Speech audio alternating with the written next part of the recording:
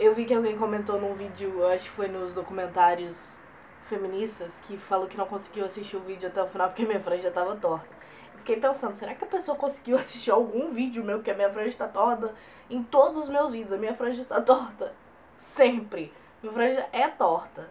Acho que a única vez que minha franja foi reta foi a vez que eu cortei há 2 anos atrás. Eu decidi fazer o vídeo de hoje porque alguns fatores me fizeram me inspirar para fazer este vídeo aqui. Hoje a gente precisa conversar sobre educação, colégio e alguns subassuntos dentro disso. Algumas inspirações para esse vídeo foi... A primeira foi que eu li um livro chamado Eu Sou Malala. Eu fiz isso aqui no canal durante o Vlogmas. Eu vou deixar o link aqui no box de informações ou aqui nos cards para vocês assistirem, que nesse livro eu falo bastante sobre educação, religião, tolerância e várias outras coisas.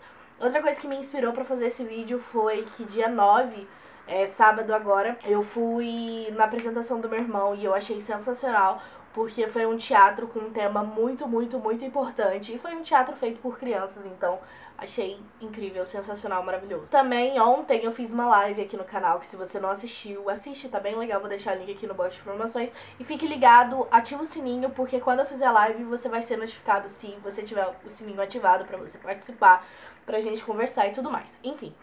E aí eu decidi fazer esse vídeo hoje. Olá pessoal, tudo bem com vocês? Vocês estão no meu canal Little Fangirl e hoje temos mais um dia de vlogmas.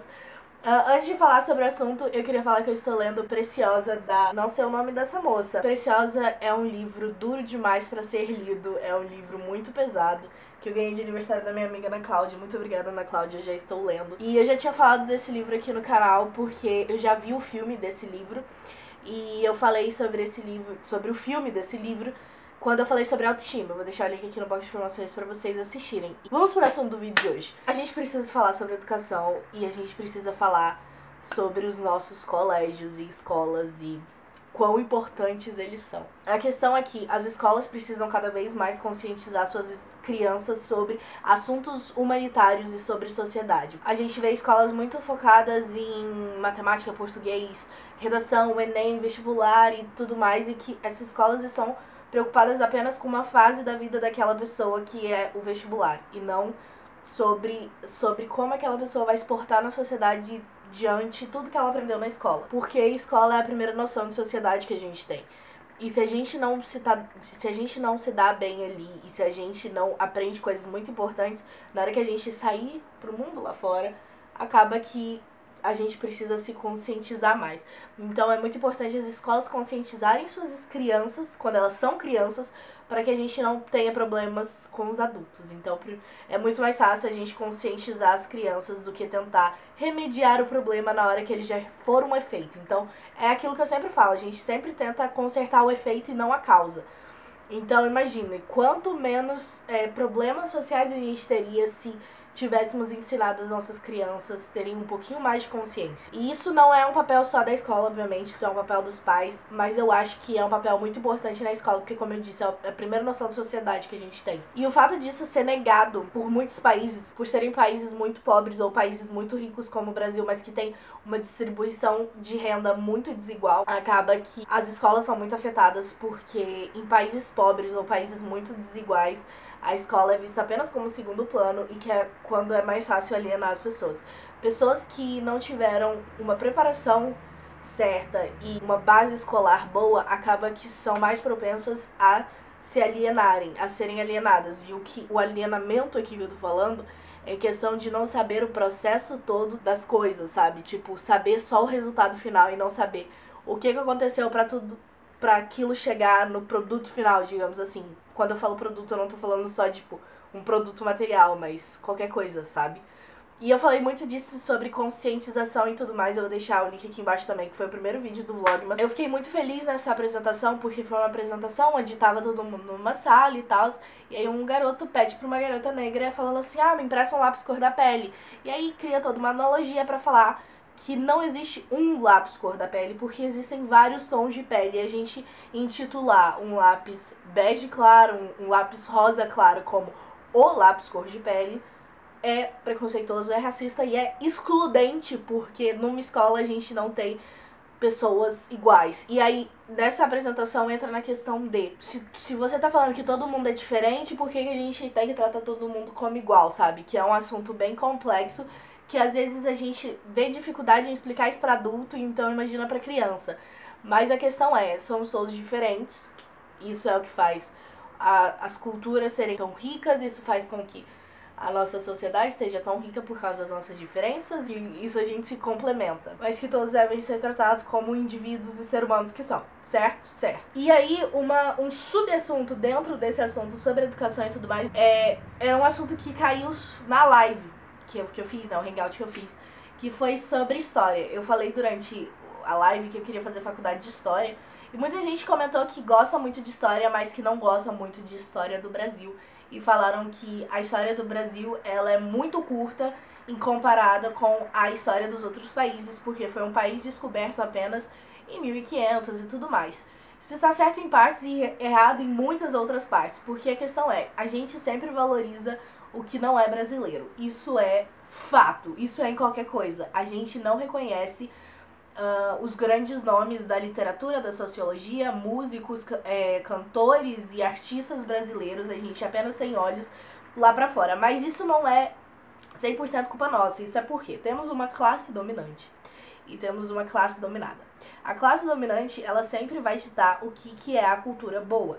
E essa classe dominante sempre é constituída por pessoas ricas e pessoas com um pensamento eurocêntrico, onde vai fazer com que a cultura boa e a cultura valorizada seja a cultura europeia. E com isso eu também estou incluindo também a cultura norte-americana, a cultura dos países do norte. E essas classes opressoras vão dizer que aquilo sim é cultura boa e vão impor aquela cultura que elas tomam para elas próprias, isso aqui no Brasil, por exemplo, porque essa classe opressora de pessoas brasileiras que tem a cultura brasileira aqui, mas que denominam a cultura europeia, a cultura dos países nórdicos, como cultura boa e sua própria cultura, fazendo com que, impondo essa cultura para as classes dominantes. Isso é um grande problema, que a gente tem toda essa questão de o que seria cultura boa, o que seria cultura ruim. Porque o nosso país, gente, ele é quase do tamanho de um continente. O nosso país é quase do tamanho do continente africano. Sei que isso parece muito louco, mas sabe? A África não é um país, é um continente. Desculpa te contar. E sendo que a gente não conhece muito sobre a história da África, sabe?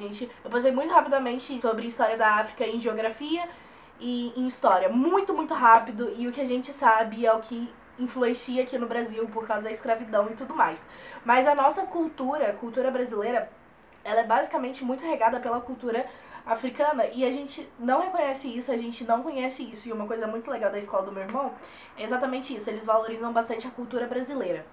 E isso é sensacional, porque a gente tem um país muito grande, um país muito diverso, que a gente tem culturas muito diferentes dentro de uma cidade só. E sendo que dentro do Brasil mesmo, a gente tem a cultura do Sudeste muito mais valorizada do que a cultura do Norte e do Nordeste, por exemplo, sabe? Então, o fato da gente estar em lugares específicos do Brasil, por exemplo, eu nasci em Goiânia, no centro-oeste, e agora eu moro no Rio de Janeiro, no Sudeste. Quando eu morava em Goiânia, eu estudava bastante sobre os bandeirantes, sobre a exploração do ouro, que foi uma coisa muito presente na região que eu morava.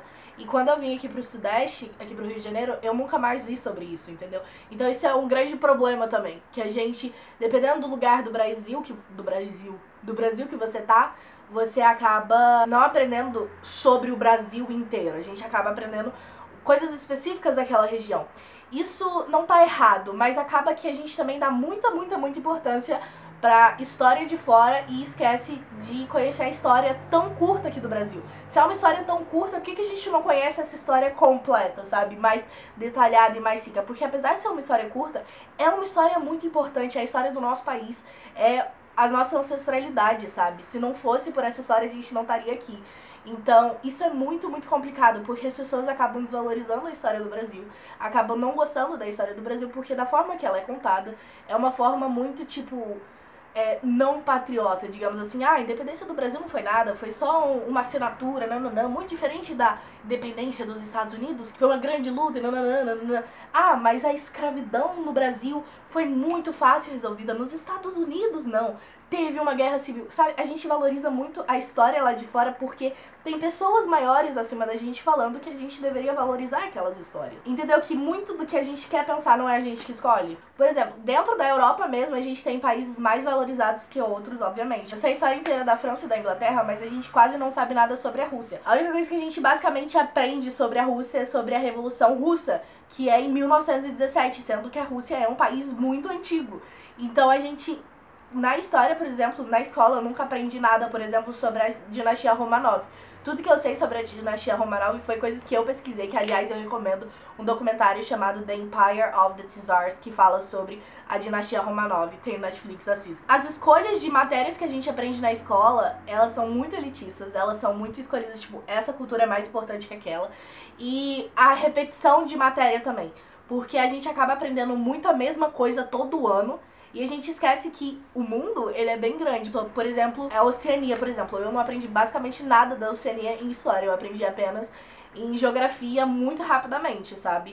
Porque teve que passar, entendeu? Então, basicamente o que eu sei sobre a África é o que eu aprendi em geografia. Sendo que são países com uma história muito, muito grande e que a gente acaba não tendo acesso a isso e que a gente acaba não sabendo sobre as histórias diferentes dos lugares. E que aí também a gente entra no capital cultural, que é um termo do Bourdieu. Vou deixar o link sobre capital cultural aqui no box de informações, que é sensacional, que fala muito sobre como a escola cobra muito mais do que eles ensinam. A escola cobra uma cultura que não é ensinado na escola, é uma cultura de berço, é uma coisa, por exemplo, eu desde pequena sou muito incentivada a ler, a conhecer sobre arte, filme e museus e esse tipo de coisa, são grandes interesses meus por causa dos meus pais, dos meus avós. Mas existem outros amigos meus que não têm os mesmos interesses por causa dos pais, ou porque não, ou os pais não tiveram esses interesses, ou não tiveram esses acessos, entendeu? Então, e a escola, ela valoriza muito essa cultura europeia super rebuscada e sofisticada, e acaba que muitas crianças são vistas como não intelectuais ou não desenvolvidas o suficiente por não terem esse capital cultural, entendeu? Então existe essa discriminação dentro das escolas implícita, intrínseca. Isso é uma coisa que eu vi bastante falando sobre capital cultural, que a forma da gente combater isso é saber que isso existe, entendeu? Então pesquisem sobre capital cultural, que é uma questão muito interessante, uma questão muito importante. Então esse foi o vídeo de hoje, espero que vocês tenham gostado. É um assunto bem complexo, digamos assim. É um assunto que eu provavelmente não vou me cansar de falar, que eu quero ver mais documentários sobre. Enfim, se você ficou interessado por alguma coisa que eu falei durante o vídeo, o nome, link vai estar aqui no box de informações. Não esqueça de deixar o seu like, comentar, compartilhar esse vídeo. Foi isso, beijos e beijos. Beijos e até a próxima. Tchau!